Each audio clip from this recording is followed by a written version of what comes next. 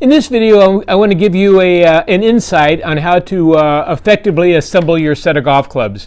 You know, one of the biggest parts of club fitting is putting together the right mix of golf clubs. You know, for you. You know, you're going to have wedges, and you're going to have irons, you're going to have hybrids, and you're going to have fairway metals. And you need to get the right mix, and the right mix for you is probably going to be different than the mix for me or for somebody else. You know, so how do you determine this? You know, it can be confusing.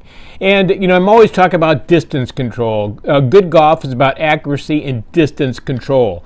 And you need a mix of golf clubs that's going to provide you with good distance control. With good gapping, you would like to have at least 10 yards gap between every club in your bag, and you need to be able to hit every club in your bag high enough that it'll come down with a controllable angle of descent. You know, somewhere between 40 and 45 degrees. It's got to come down to stop on the green. Low line drives are no good for distance control. So now slower swingers is going to be a little more difficult. You know, slower swingers, if you've got 14 clubs in your bag, you take away your putter and your driver, it's going to be hard to find 12 golf clubs for them that they can get a 10-yard playable carry distance with.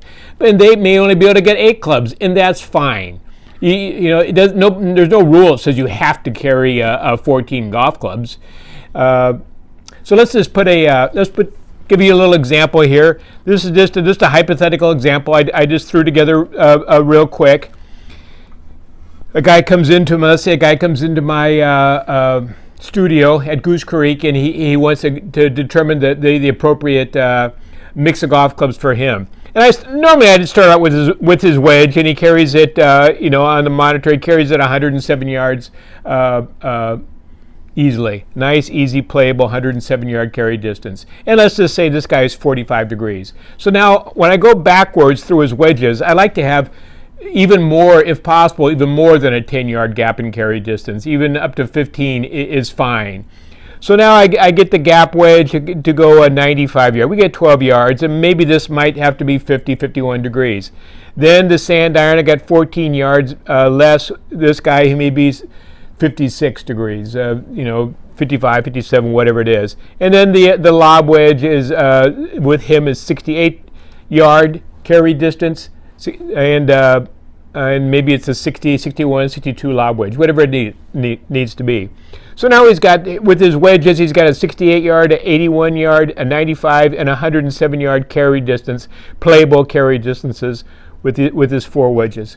Now as he goes through his iron set, his 9-iron, he carries it about 9 yards farther than his wedge, and that's fine. His 8-iron, he gets about 11 more, and his 7-iron about 10 more, and that's fine.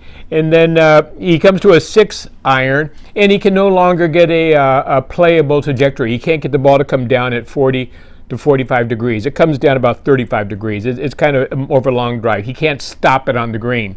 If you see an iron, the center of gravity is kind of high, and it's kind of close to the face. So when you move to a hybrid, it's more of a lower profile. The center of gravity is lower and more rearward. You see, it's deeper, and the club is longer and it's lighter, so it's easier to get a little more club head speed. So it's designed to get the ball up, and you can carry it a little bit farther. So he has to get rid of his 6-iron and replace it with the 6 hybrid, so he can get the ball up in the air. And he gets 13 more yards with that. Then he has a 5 hybrid. He only gets 9 more yards, and a 4 hybrid. He gets 11. But then again, with his 3 hybrid, he has the same problem. Now he can't get the 3 hybrid up in the air anymore. It's more of a long line drive. He can't stop it on the green. So now he has to replace it with a wood, a fairway wood.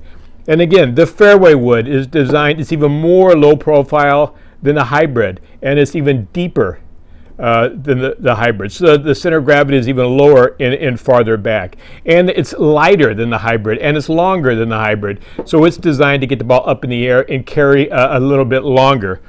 So the 3 hybrid goes out of the bag, and he replaces it with a 7 wood.